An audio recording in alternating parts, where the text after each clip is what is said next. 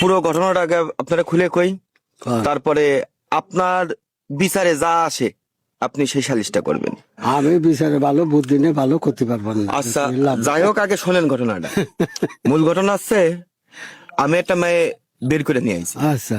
বুঝেছেন? মেয়েটার আমি ভালোবাসতাম, কিন্তু মেয়ের বাবা মা বিয়ে ঠিক করেছিল। বিয়ে ঠিক আগের দিন রাত্রির বেলা ও মেয়েটার আমার সাথে পলায় আসতে সাহায্য করেছে। আচ্ছা মেয়েটার বয়স ছিল 17 বছর 11 মাস 29 দিন, আচ্ছা। মানে 18 বছর হতে একদিন বাকি। তাহলে তো পুরাই পুড়িয়ে গেছে। প্রায় ফুরিয়ে গেছে। ওই যে ওই পুরার যেটুক গ্যাপ আছে, ওইটুক গ্যাপের মধ্যেই ঝামেলা।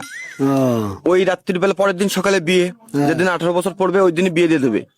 আর ওই আগের দিন রাত্রির বেলা আমি তো মনে করেন ভালোবাসার মানুষ হারাই গেলে থাকতে পারবো না। না তা তো এবার ও কান্দে কেটে ওটা কইছি যে দোষ এই না এই সমস্যা। ওই মায়ের পাশের বাড়ি ওর, ও আবার আমার বন্ধু, একসাথে লেখাপড়া করি। ও কি করেছে, মাইডারে ভালোভাবে বুঝাইছে, মাইডাও তো আমার ভালোবাসে। ওই রাত্রির বেলা জানলার ফুকো দিয়ে মাইডারে বের করেছে, কইরে পানের বরজ, আমার শ্বশুর বাড়ি একটু গ্রামের মধ্যে তো, বাগান সুগানের মধ্যে, পানের বরজ, বাঁশ বাগান এইসব ভাঙাইছে। সাথে আমিও ছিলাম, ওই পানের বরজের মাঝখানে আমি দাঁড়াইছিলাম। পানের বরজ দিয়ে, বাঁশ বাগান দিয়ে, কাশফুলির বাগান হয়ে যে যাবো, ওই সময় কম দোষ দেখ, যদি একদিন তো সময় বাকি আছে, যদি ধরা খেয়ে যায় সব তো যাবে না, তা যাওয়ার আর এমন করে নেই, তুই একটু সাইডে দাঁড়া। বুঝতে পারতেছেন তো কি বললাম? ওইটা ওই রে, এবার মনে করেন যে নদীর কুল দিয়ে যায়, খেয়া পার হয়ে ঢাকায় চলে গেছি মাইনে নিয়ে।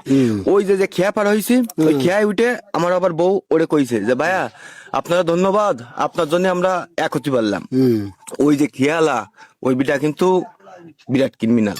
ওই বিটা কিন্তু গ্রাম ভরে কয়ে দিয়েছে, যে অমুকির ছেলে তোমার মায়েরারে ওই সামলার সাথে বের করে দিয়েছে। এবার ওর বাড়ি যে হামলা দিয়েছে মায়ের বাপ মা, ওই রাত্রির বেলায় যাই ওরা ধরে নিয়ে কি মাইরটা দিয়েছে, ওর ঠ্যাঙাত পা 5 বার ভাঙিয়েছে, 5 জায়গায়। ওনকের লোক 12 দিতেছে। হাসপাতালে ছিলাম 1 মাস হাসপাতালে ছিল। আচ্ছা। 1 মাস হাসপাতালে থাকার পরে না ওর যে খরচ খরচা হয়েছে, আর ও যে মাইক গুতো খাইয়ে যে ব্যথা হয়েছে, ওর সাথে আমার বন্ধুত্ব ওই জায়গায় ওই ব্যথা পাই ছুটে গেছে।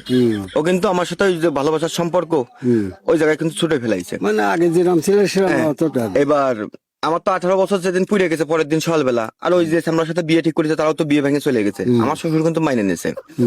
এবার 1 মাস পরে, 1 মাস আগের ঘটনা, 1 মাস পরে ও আমার বাড়ি আবার লোকজন নিয়ে আইছে, নিয়ে এসে করছে ওরে যে মাইট গুতো দেশে হয়। ওই যে 1 মাস হাসপাতালে ছিল, ওই খরচ হয়েছে 2 লাখ টাকা। 2 লাখ কত কলি? 2,35,000। জোরে ক। 2,35,000 টাকা। 2,35,000 টাকা হয় ওটা দিতে হবে। আর নালেও ও আমার শ্বশুরে বলে হাসপাতালের বেডে শুয়ে কথা দিচ্ছিল যে আপনারা আর আমার মাইরেন না, আমার পরিবাররা নির্যাতন করেন না, আপনার মায়ের জিরাম নিয়ে আইছিলাম, আমি ঠিক ওই নাম ভাবেই তুলে দিয়ে আসবো।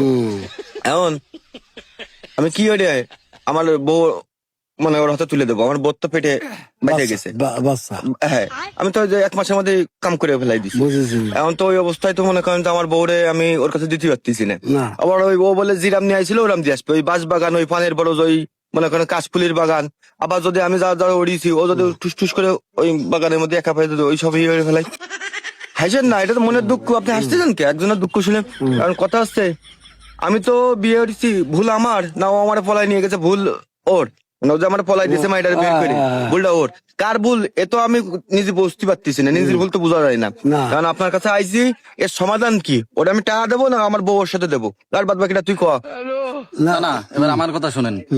ওর সাথে তো আমার কোনো বন্ধুত্ব নাই। ওর জন্য যে মাইরটা খাইছি আমি, প্রায় 1 মাস আমি ভুগিছি। এরপরে আমার প্রায় 2,35,000 টাকা খরচ গেছে। এখন আমার কথা হচ্ছে কি যে ও আমার টাকা দেবে, কিন্তু ও বলছে ওর কাছে টাকা নাই।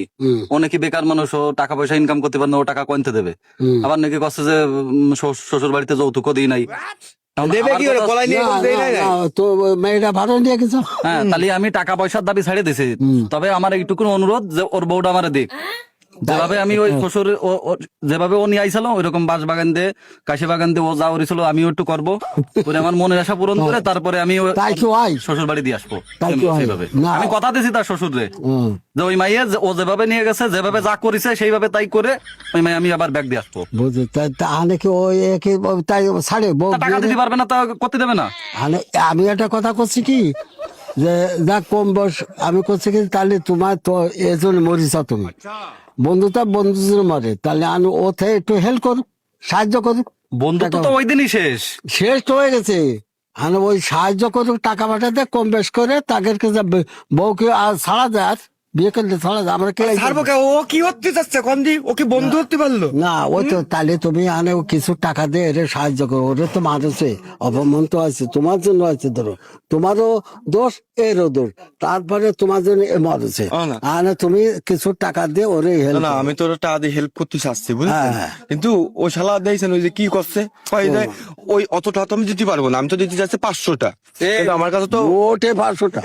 না না আমার আমার কাছে শুনেন, আমাকে তো- ওই টাকায় আমার ঘা ভরবে না, ওই টাকায় আমার ঘা ভরবে না, 500 টাকা আমার দেবো। হয় ফুল টাকা দিতে হবে, না হলে ওই ও যা কইছি ওর বউরে যা যা করিছে ওর বউ আমার হাতে তুলে দিক, আমি করে তারপরে যাই। এ আর ভাবাতে ফেলাই দিবানি কিন্তু আমার ভাবি ওরা কিন্তু ভালোবাসি, উল্টো পাল্টা কথা কবি নে।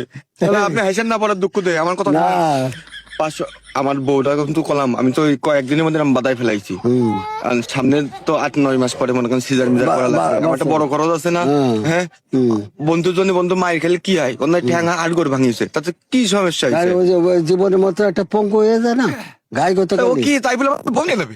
না, আমি তাই করতে বহু দরকার নেই, তুমি কিছু টাকা পয়সা শহর বাড়িতে কয়ে বলে কিছু হেল্প করো। মায়ের বের করে নিয়ে গেছি, তাই আমার মাইনে নিয়েছে এই কপাল, আবার শ্বশুর বাড়িতে মানে কি হয়ে দেবে? না, দেবে না, একটু ওর সময় নাও, ওর কাছে একটু সময় নাও, ওরে নিয়ে কিছু টাকা না, পয়সা একটা কথা বউকে দে না। না একটা কথা কব, আজকে আপনার কাছে নিয়ে আইছি, আপনি দিয়ে মনে হচ্ছে দয়াবান মানুষ, পান কাছেন টুকটুক করে মিষ্টি মিষ্টি গন্ধ বেরোচ্ছে, খুব ভালো লাগতেছে, আপনার কথা শুনে আমার খুব ভালো লাগিছে, আপনি যে বিবেকের থেকে করছেন যে ওরা কিছু ক্ষতিপূরণ দিচ্ছি, হ্যাঁ, কিছুটা যদি দিয়ে দেবো।